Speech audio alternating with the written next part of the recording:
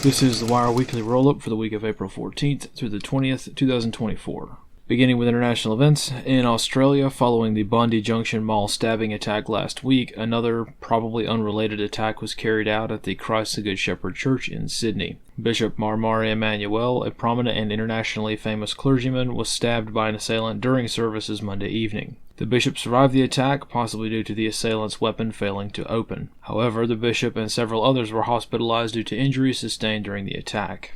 The incident is allegedly being investigated as a terror attack, and the assailant, a minor, remains hospitalized following injuries he sustained during the attack. Following the incident, a large crowd immediately formed to demonstrate outrage of the attack. Several thousand people have demonstrated against the protections granted to the attacker by police. Several raids have been conducted around Sydney to arrest and charge people who demonstrated outside the church after the incident. Overwhelming censorship and police activities have resulted in the victims of the attack being victimized again by authorities who seek to crack down on those who dare to express outrage over the recent attacks. In response to the informational crackdowns, New South Wales Police Commissioner Karen Webb stated, quote, "Police will be the source of truth." In the Middle East, tensions escalated this week following the Iranian counterattacks on Israel last Saturday. This week, Israel responded in kind by carrying out several drone attacks on military facilities throughout Iran, the most substantial of which appears to be a drone attack on Isfahan airbase. As with Iran's initial counterattack, Israel's retaliation appears to have caused little damage.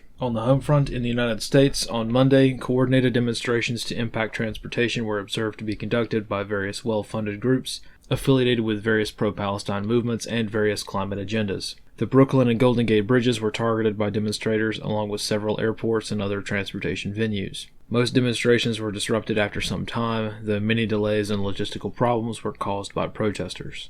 In Pennsylvania, a fire broke out at the Scranton Army Ammunition Plant Monday afternoon. Though this facility is a major military arms and explosives production facility, the fire was minor and brought under control quickly by firefighters. The cause of this fire is unknown, and an investigation is underway. Analyst comments for this wire. As information warfare remains at the forefront of all activities in the Middle East, it may be premature to assume that diplomacy will result in a cooling of tensions. Following Iran's ineffective strike on Israel and Israel's ineffective strike on Iran, it is easy to forget what led to this latest escalation in the first place.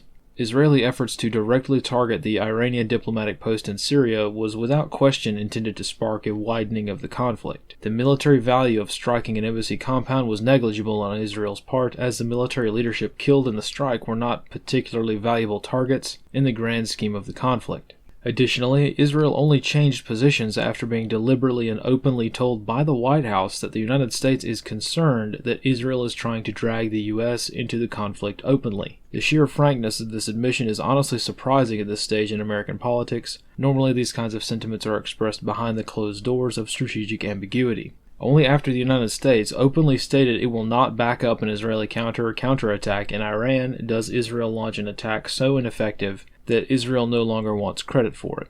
On the other hand, Iranian forces played right into Israel's move as well by responding to Israel's strike in the way that they did. As the dust settles on this recent escalation of war, reflections of the strategy at large are inevitable, even though independent analysis of the situation is largely frowned upon by those influenced by their own personal opinions of the cultural aspects behind various factions at play in this conflict. However, the final aspects of this most recent escalation are quite clear. Israel strikes an Iranian embassy, Iran strikes Israel, Israel strikes Iran again, all with only a handful of casualties, but a war that costs the U.S. taxpayer billions of dollars and raises the stakes yet again on humanity's oldest and most intense conflict. This concludes the Wire Weekly Rollup for the week of April 14th through the 20th, 2024.